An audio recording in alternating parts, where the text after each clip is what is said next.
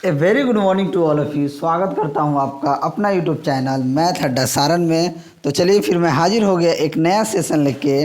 Group D का जो दी platform का वॉल्यूम 4 आया है, इसका जीके प्लस जीएस का सेट नंबर हम 4 करने वाले हैं। तो चलिए, अगर आप हमारे चैनल पे नए हैं तो चैनल को सब्सक्राइब कर लीजिए, साथ ही साथ बेल आइकन को दबा लीजिए ताकि हम कोई भी वीडियो अपलोड करें उसका नोटिफिकेशन आप सभी तक पहुंचता रहे। अगर आपने सेट 3 तक नहीं देखा है तो GK plus GS group D platform volume 4 के नाम से प्लेलिस्ट बना हुआ है, आप वहां से जाके देख सकते हैं। और आप सभी से हाथ जोड़ के निवेदन है कि अपने इस भाई को सपोर्ट करें, वीडियो को ज़्यादा से ज़्यादा लाइक करें, शेयर करें। तो चलिए बिना टाइम वेस्ट की क्लास को शुरू करते हैं और आज का पहला क्वेश्चन हम देखते हैं। आज का पहला क्वेश्चन आपके सामने ये रहा। पहला क्वेश्चन है कि किसी वस्तु के जड़त्व में वस्तु डैश की प्रवृत्ति होती है। किसी भी वस्तु के जड़त्व में वस्तु की किस चीज़ की प्रवृत्ति होता है। तो देखिए, वस्तु के जड़त्व में की बात की जाए तो गति की अवस्था में किसी भी परिवर्तन का विरोध करने की प्रवृत्ति होती है। क्या होती है? गति की अवस्था में किसी भी परिवर्तन का विरोध करने की प्रवृत्ति होती है। तो ये ऑप्शन ए क्या हो जाएगा? आपका राइट आंसर हो जाएगा। देखिए, जड़त्व क्या है? जड़त्व किसी भी पिंड का वो भौतिक गुण होता है जिसके कारण वस्तु अपनी अवस्था को बनाए रखती है। अगर मान लीजिए वस्तु यहाँ पे विराम में है ना, तो विराम में रहना चाहेगी। कब तक? जब तक कि इस पर कोई बाहरी बल, यानी अगर आप इस वस्तु पे यहाँ जब तक बाहरी बल नहीं लगाएं, यहाँ से आप बल लगाएं इधर, अब वस्तु इधर घसक गया। यानी कि जब तक कि इस पर कोई बाहरी बल न लगे तब तक वो वस्तु अपना अवस्था, मतलब जो वस्तु का जो जड़त्व है वो एकदम बिल्कुल जहाँ है वैसे ही रहना चाहेगा। ठीक है, तो यही है जड़त्व। ठीक है, चलिए, तो ऑप्शन ए क्या हो गया? यहाँ पे आपका सही उत्तर हो गया। और एक और चीज़ यहाँ बता दूँ, जड़त्व जो होता है ना वो द्रव्यमान पर निर्भर करता है। जड़त्व जो होता है ये द्रव्यमान पे निर्भर करता है। और जड़त्व 3 प्रकार का होता है: विराम का जड़त्व, गति का जड़त्व और दिशा का जड़त्व। चलिए अगला प्रश्न देखते हैं। अगला प्रश्न है कि निम्न में से कौन सा माध्यम के घनत्व में किसी ध्वनि तरंग के एक संपूर्ण दोलन में लगने वाला समय है। तो देखिए, ध्वनि तरंग के एक संपूर्ण दोलन में लगने वाले समय को क्या कहते हैं? हम आवर्त काल कहते हैं। क्या कहते हैं? आवर्त काल कहते हैं। तो ऑप्शन बी जो है आपका सही उत्तर हो जाएगा। ठीक है, चलिए, यदि किसी तार की लंबाई और अधिक तार के जोड़ने से दुगनी हो जाती है तो उसके प्रतिरोध पर क्या प्रभाव पड़ता है? दुगनी हो जाएगी। देखिए, किसी भी अगर तार की लंबाई अधिक तार जोड़ देने से दुगनी हो जाती है तो उसका प्रतिरोध का जो प्रभाव होता है वो क्या हो जाता है? दुगना हो जाता है। क्योंकि देखिए क्या होता है, आर बराबर रो एल बाई ए। ठीक है, अगर लंबाई एरिया को अगर दुगना कर दिया जाए तो इसका जो प्रतिरोध क्या हो जाएगा? ये दुगना हो जाएगा। क्या हो जाएगा? दुगना हो जाएगा। देखिए, ये आर क्या है? प्रतिरोधे है। रो क्या होता है? रो प्रतिरोधकता होता है। एल जो होता है तार की लंबाई होता है और ए जो होता है तार का क्षेत्रफल होता है। यदि किसी भी तार की लंबाई और अधिक तार के जोड़ने से दुगनी हो जाती है उसके प्रतिरोध पर प्रभाव जो होगा वो क्या हो जाएगा? दुगना हो जाएगा। तो ऑप्शन बी आपका राइट आंसर हो जाएगा। देखिए, क्योंकि ये लंबाई पर डिपेंड करती है। यहाँ देखा जाए तो आर का, आर जो है डायरेक्टली प्रोपोर्शनल टू किसका है? एल का। अगर हम कहें R1 बटा R2 बराबर L1 बटा 2L1 तो L1 L1 कट गए। यहाँ R2 अगर देखा जाए तो R2 बराबर क्या हो जाएगा? 2R1, यानी क्या हो जाएगा? दुगना हो जाएगा। तो ऑप्शन बी आपका राइट आंसर हो जाएगा। चलिए अगला प्रश्न है कि अगर वीडियो आप सभी को अच्छा लगे तो लाइक जरूर कीजिएगा। निम्नलिखित में से कौन सा किसी ध्वनि तरंग के प्रति इकाई समय में किए गए दोलनों की संख्या है? तो आवृत्ति जो होता है ना, n बराबर क्या होता है? 1 बटा कैपिटल टी, यानी कि आवृत्ति बराबर 1 बटा आवर्तकाल। तो ये क्या होता है? अगर ध्वनि के प्रति इकाई समय में किए गए दोलनों की संख्या को क्या कहते हैं? उसे ही आवृत्ति कहते हैं। क्या कहते हैं? तो ऑप्शन बी क्या हो जाएगा? आपका राइट आंसर हो जाएगा। आवृत्ति का ऐसे मात्रक क्या होता है? हर्ट्ज होता है। आवृत्ति का ऐसे मात्रक जो होता है ये हर्ट्ज होता है। अल्ट्रासाउंड की आवृत्ति रेंज क्या होती है? तो अल्ट्रासाउंड की आवृत्ति रेंज जो होती है 20 किलोहर्ट्ज़ से कम होती है। क्या होती है? 20 किलोहर्ट्ज़ से कम होती है।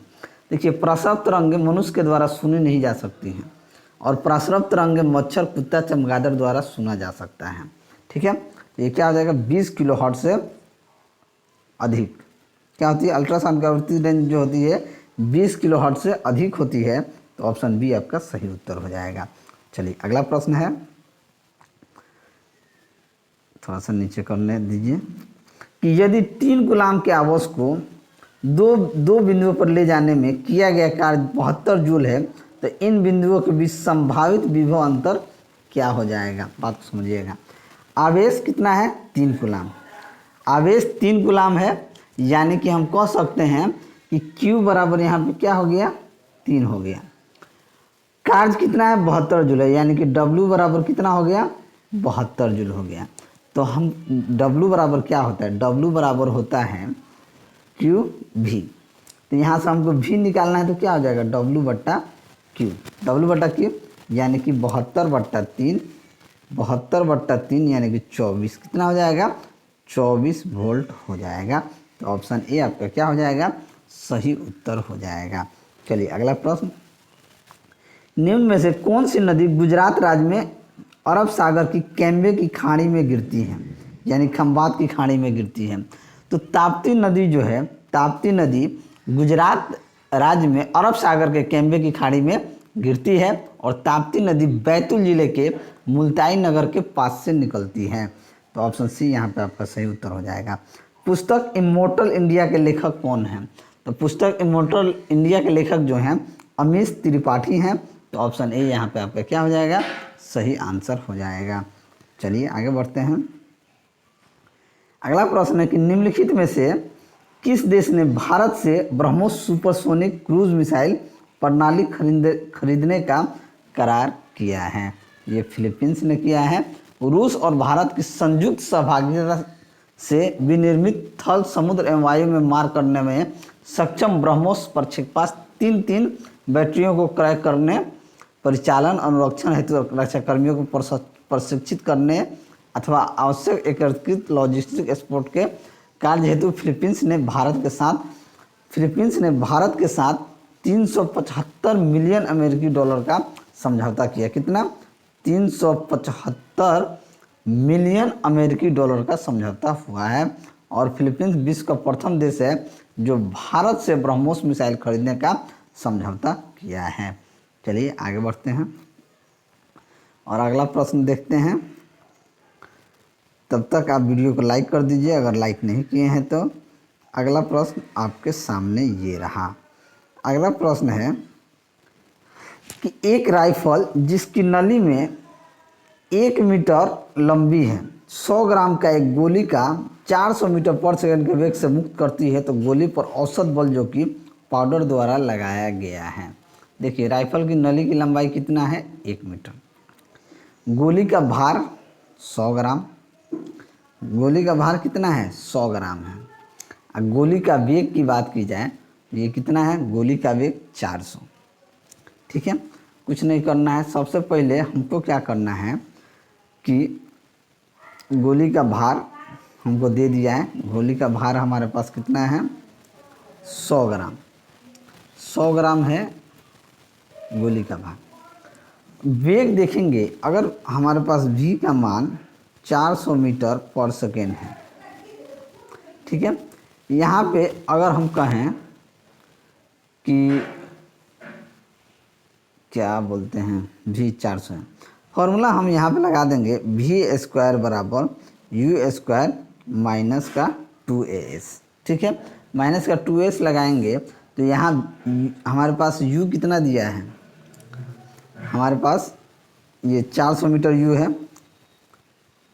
तो v² बराबर u² minus 2s। u 2s को इधर लेके आएंगे, u हमारा v0 है, ये u है। ठीक है, 2s इधर आएगा यानी कि u² बराबर क्या हो जाएगा?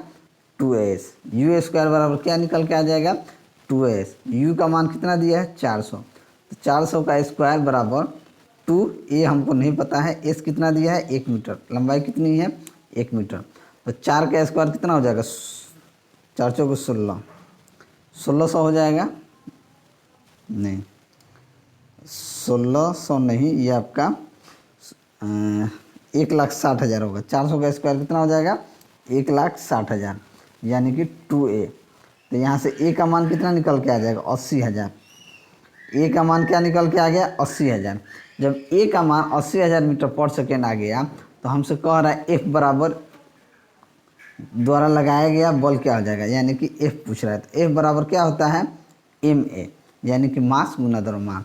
तो ये कितना है, इसका द्रव्यमान कितना दिया है, 100 ग्राम।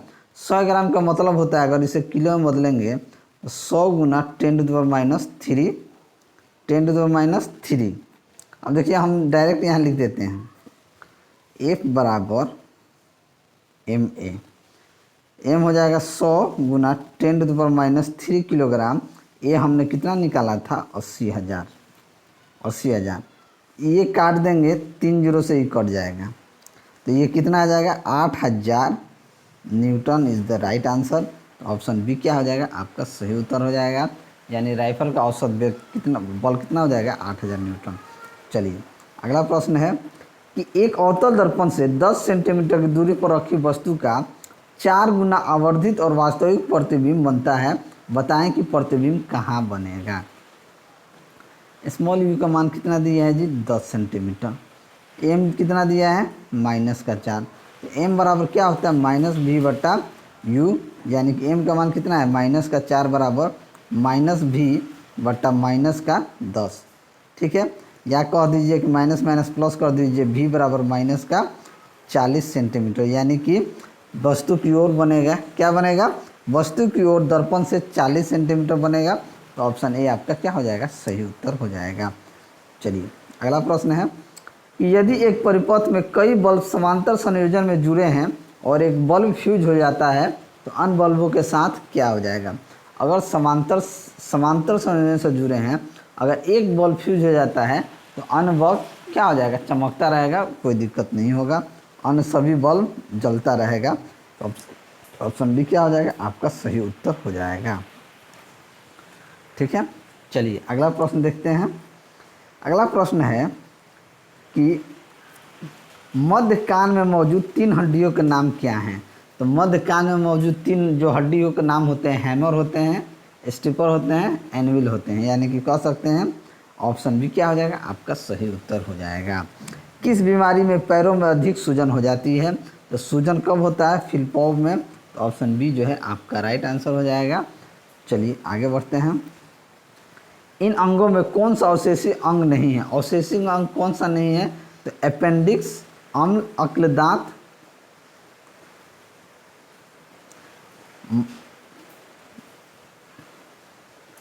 देखिए कान की मेसी, अपेंडिक्स, अक्लदांत जो है ये सब क्या है, ये सब जो है अवशेषी अंग है, लेकिन मस्तिष्क क्या है, अवशेषी अंग नहीं होता है। तो ऑप्शन ए यानी कि मस्तिष्क आपका राइट आंसर हो जाएगा। अगला प्रश्न है कि अलाउद्दीन खिलजी के शासन के दौरान गियासुद्दीन तुगलक डैश का गवर्नर था। तो गियासुद्दीन तुगलक कहाँ का, तो पंजाब का गवर्नर था। तो ऑप्शन बी जो है आपका राइट आंसर हो जाएगा। अलाउद्दीन खिलजी का शासनकाल जो था ये 1296 से लेके 1316 ईस्वी तक था। चलिए अगला प्रश्न है कि 2021 में निम्न में से किस देश के पूर्व प्रधानमंत्री को पद्म विभूषण पुरस्कार से सम्मानित किया गया है।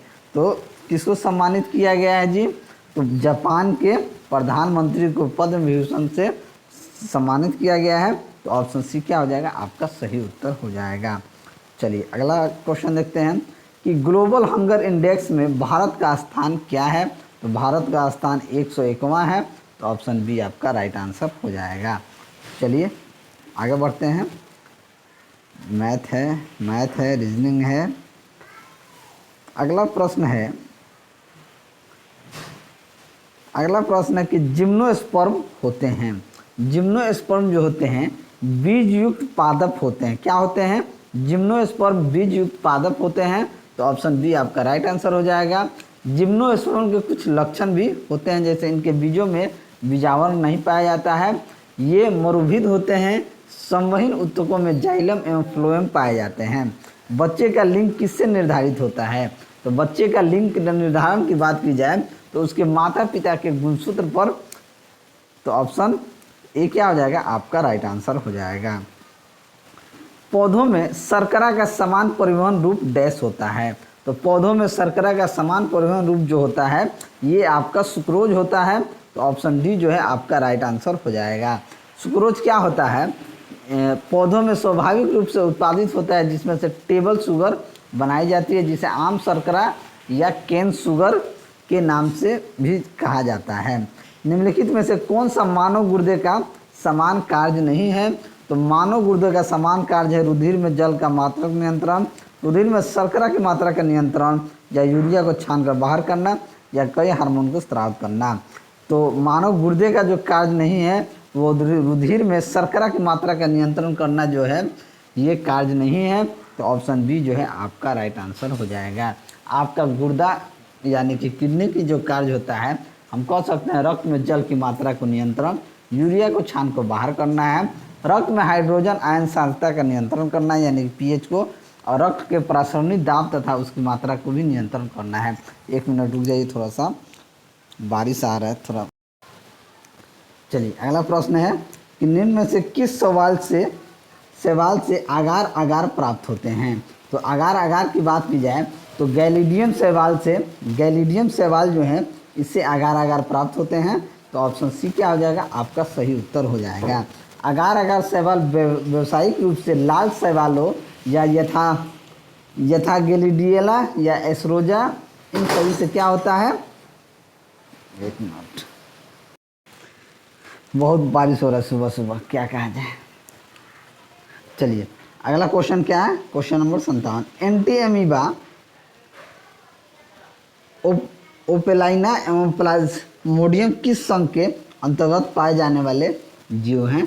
ये जो है प्रोटोजोआ में पाए जाने वाले जीव हैं, प्रोटोजोआ अंतर्गत के। तो ऑप्शन ए क्या हो जाएगा, आपका राइट आंसर हो जाएगा। चलिए अगला प्रश्न देखते हैं कि इंडिया नाम डैश नदी से लिया गया है। तो इंडिया नाम जो है ये सिंधु नदी से लिया गया नाम है इंडिया। तो ऑप्शन सी क्या हो जाएगा, आपका राइट आंसर हो जाएगा। सिंध को ग्रीक भाषा में इंडस कहते हैं जिससे इंडिया बना है। कोलंबिया की मुद्रा का नाम क्या है। तो कोलंबिया का मुद्रा का नाम कोलंबियन पीसो है। क्या है, कोलंबियन पीसो। तो ऑप्शन बी आपका सही उत्तर हो जाएगा। भारत में पंचायत राज की स्थापना के लिए निम्नलिखित में से कौन सा संवैधानिक संशोधन अधिनियम प्रदान किया गया है। तो ये आपका 73वां संवैधानिक संशोधन अधिनियम जो है ये आपका प्रदान किया गया है। तो ऑप्शन सी जो है आपका राइट आंसर हो जाएगा।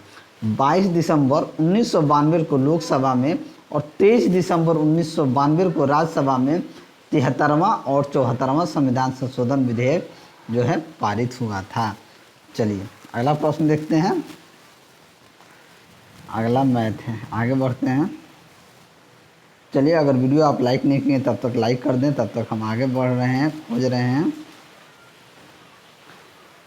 चलिए अगला प्रश्न आपके सामने ये रहा कि विद्युत ऋणात्मक किसी परमाणु की डैश की क्षमता की माप है। विद्युत ऋणात्मक जो है ये विद्युत ऋणात्मक की बात की जाए तो किसी भी परमाणु के इलेक्ट्रॉनों को आकर्षित करने की क्षमता की माप है। इलेक्ट्रॉनों को आकर्षित करने की क्षमता की माप है। तो ऑप्शन सी जो है आपका राइट आंसर हो जाएगा। रदरफोर्ड के यहाँ आप देख सकते हैं क्लोरीन प्लस इलेक्ट्रॉन इसे कह सकते हैं।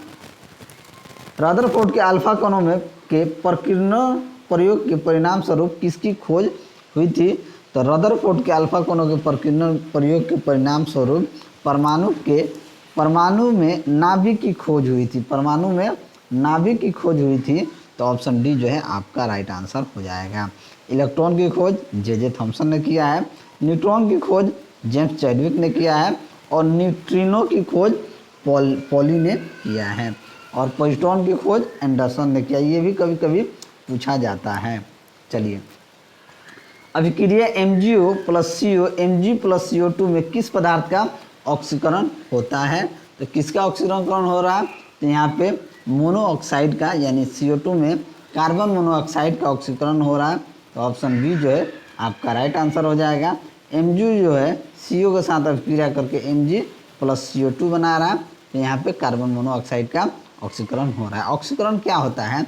विद्युत ऋणात्मक परमाणु या मूलक का अनुपात बढ़ना या धनावेश का बढ़ना या इलेक्ट्रॉन का त्याग ऑक्सीकरण कहलाता है। ससंयोजक यौगिक क्या होता है? ससंयोजक यौगिक की विशेषता जो है ये क्या होता है? ये विद्युत के कुचालक होते हैं, इनका गलनांक और क्वथनांक निम्न होता है और जुड़ने वाले परमाणुओं में इलेक्ट्रॉनों की साझेदारी द्वारा बनते हैं। हम कह सकते हैं यानी कि ये सभी हो जाएंगे, तो ऑप्शन डी आपका सही उत्तर हो जाएगा। अगला प्रश्न है कि 4.4 ग्राम CO2 का STP पर आयतन क्या हो जाएगा? STP पर आयतन जो है क्या होता है? स्मॉल m बट्टा कैपिटल M गुना STP पे आयतन। यानी कि अगर हम देखें 4 CO2 का अनुभार कितना हो जाएगा? CO2 का अनुभार कितना हो जाएगा? ये आपका CO2 का अनुभार आपका कितना हो जाएगा? 44 ग्राम। कितना हो जाएगा? 44 ग्राम हो जाएगा। दिया गया आयतन कितना है? 4.4 ग्राम। यानी कह सकते हैं ऊपर क्या होता है? दिया गया आयतन, यानी कि 4.4 गुना 44 गुना STP पे आयतन कितना होता है? 22.4। ये काट दीजिए, कितना बार में कट जाएगा? 10 बार में, यानी कि हो जाएगा 2.24 लीटर। तो ऑप्शन बी क्या हो जाएगा? आपका राइट आंसर हो जाएगा। अगला प्रश्न है कि PM नरेंद्र मोदी ने किस देश के साथ सामाजिक आवास इकाई परियोजना का उद्घाटन किया है? तो ये मॉरिशस के साथ। तो ऑप्शन सी क्या हो जाएगा? आपका राइट आंसर हो जाएगा। वायुमंडल की ऊपरी परतों में ऑक्सीजन के 3 परमाणुओं वाला एक अणु पाया जाता है। यह एक परत बनाता है जिसे डैश नाम से जाना जाता है। तो इसे किस नाम से जाना जाता है? इसे ओजोन मंडल के नाम से जाना जाता है। तो ऑप्शन डी आपका सही उत्तर हो जाएगा। अगला प्रश्न है कि किस पूर्व क्रिकेट खिलाड़ी को भारतीय क्रिकेट कंट्रोल बोर्ड BCCI का नया महाप्रबंधक नियुक्त किया गया है? तो इसे अभय कुरुविला को किया गया है। तो ऑप्शन बी जो है आपका राइट आंसर हो जाएगा। चलिए आगे बढ़ते हैं और अगला प्रश्न देखते हैं। अगला प्रश्न क्या है? अगला प्रश्न आपके सामने ये रहा। अगला प्रश्न है कि CHCl3 का IUPAC नाम क्या होगा? तो CHCl3 का IUPAC नाम जो होता है ये ट्राइक्लोरोमीथेन होता है। क्या होता है? ट्राइक्लोरोमीथेन होता है। तो ऑप्शन सी जो है आपका राइट आंसर हो जाएगा। निम्न में से कौन हाइड्रोजन से कम क्रियाशील है? तो हाइड्रोजन से कम क्रियाशील इसमें कौन है? तो तांबा जो है ये हाइड्रोजन से कम क्रियाशील है। तो ऑप्शन डी आपका सही उत्तर हो जाएगा। 1971 में ईमेल का आविष्कार किसने किया था? तो ईमेल का आविष्कार रे टॉमिलिंसन ने किया है। तो ऑप्शन ए जो है आपका राइट आंसर हो जाएगा। 3 नवंबर 1957 को कौन सा पहला जंतु अंतरिक्ष में भेजा गया था? तो कौन भेजा गया था? तो लाइका, यानी लाइका जंतु पहली बार अंतरिक्ष में भेजा गया था 3 नवंबर 1957 को। तो ऑप्शन बी आपका सही उत्तर हो जाएगा। और विक्रम साराभाई अंतरिक्ष केंद्र VSSC के नए निदेशक के रूप में किसे नियुक्त किया गया है? ये उन्नी कृष्णन नायर को किया गया है। तो ऑप्शन डी जो है आपका सही उत्तर हो जाएगा। अगला प्रश्न देखते हैं। निम्न क्रिकेटरों में से कौन बाएं हाथ का तेज गेंदबाज है? तो बाएं हाथ का तेज गेंदबाज कौन है? ईशांत शर्मा, भुवनेश्वर, आशीष, उमेश। यानी कि आशीष नेहरा जो है ये बाएं हाथ का तेज गेंदबाज है। तो ऑप्शन बी जो है आपका राइट आंसर हो जाएगा। भारत का पहला और एशिया का सबसे बड़ा तरल दर्पण दूरबीन कहाँ स्थापित किया गया है? तो ये आपका उत्तराखंड में किया गया है। तो ऑप्शन सी आपका सही उत्तर हो जाएगा। चलिए आगे बढ़ते हैं। अगला प्रश्न है कि निम्नलिखित में से किस तारीख को अंतर्राष्ट्रीय बाघ दिवस के रूप में मनाया जाता है? तो बाघ दिवस के रूप 29 जुलाई को बाघ दिवस के रूप में मनाया जाता है। तो ऑप्शन ए जो है आपका राइट आंसर हो जाएगा। और भारत में पहली बार बाघ की गणना वर्ष 1972 में की गई थी। चलिए और ये अंतिम क्वेश्चन देखते हैं कि 26 जनवरी 2022 को गणतंत्र दिवस परेड के दौरान किस राज्य की झांकी को 12 राज्यों केंद्र शासित प्रदेशों में से सर्वश्रेष्ठ के रूप में चुना गया है? तो ये उत्तर प्रदेश की झांकी को तो ऑप्शन डी जो है आपका राइट आंसर हो जाएगा। तो चलिए, अगर आप सभी को मेरा वीडियो अच्छा लगा तो वीडियो को लाइक करें, दोस्तों में शेयर करें। अगर आप हमारे चैनल पर नए हैं तो चैनल को सब्सक्राइब करें। मैं ऐसे ही वीडियो लेके आपके सामने हाजिर होता रहूँगा। चलिए मिलते हैं अगले वीडियो में, तब तक के लिए जय हिंद।